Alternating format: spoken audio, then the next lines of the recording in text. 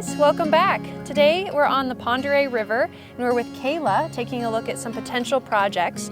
Right now we're at Bear Paw, which is a large stretch of properties that has significant erosion.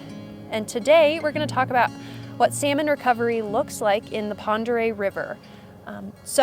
As many of you may know, we received some grant funding from the Washington State Conservation Commission to implement a planning and design project for salmon recovery projects. Now, what does that look like? Many people have asked, well, we don't really have anadromous salmon, and that's salmon that go out into the ocean and then return to freshwater areas, so why would we need that funding? Actually, we have native salmonids, specifically bull trout, west slope cutthroat trout, and mountain whitefish.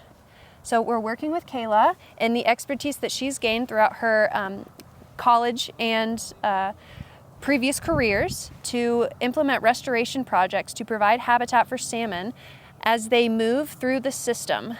Now, at this point, very few salmon are actually able to make it into the Pend Oreille River because of the dams at Albany Falls, at Box Canyon, and at Boundary.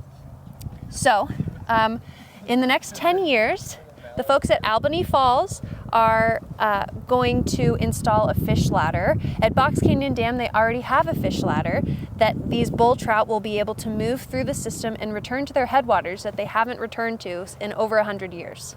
So, Kayla, what does salmon recovery look like in the Pend Oreille River watershed? As you can see behind me, we have some steep eroded banks. They're bare, we've got some exposed roots, and it's just not really very fish friendly, and it's also not safe for the landowners out here. So some ways of using bioengineered techniques is to utilize large woody material like a root wad, and you can do different diameters, different lengths, different angles, and kind of clump them together along the slope of the bank. And this way, it'll help promote some stabilization for the bank, it'll push the water away, and it'll provide some habitat for the fish. It'll help give them some shade and some cooler water pockets so they can kind of chill there while they're moving upstream.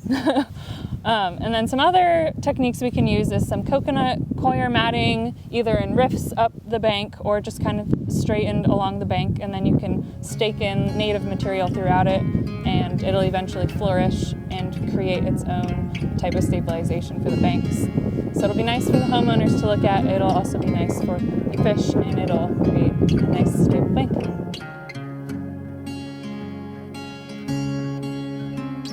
As part of our salmon recovery funding this grant round, we're going to previously surveyed sites along the Pend Oreille River and the Little Spokane River to consider other options aside from just riprap and using heavy rock. So as I've discussed in previous videos, and if you've conducted a site visit with me, fish really like vegetation. So we're working to install more plants like mountain alder, willows, red osier dogwood, and other plants, in addition to softening the slope of the bank so that we don't see as much erosion. An idea that we're considering with our engineers would be to install rock and then put a plantable soil or medium on top of it so that we can plant into that. So for some landowners, they don't want to see the rock, and neither do we.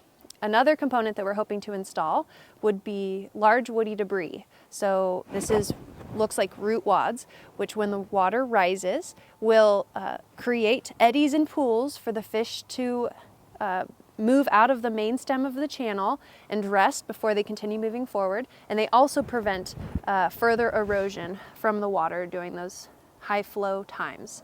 One thing that we'll also do on this particular site would be to remove a bulkhead. So we'll get some video footage of that, and as you can see, that truly hardened structure impacts the soil and sediment around it, forcing water off of that bulkhead and creating an increased risk of erosion around it.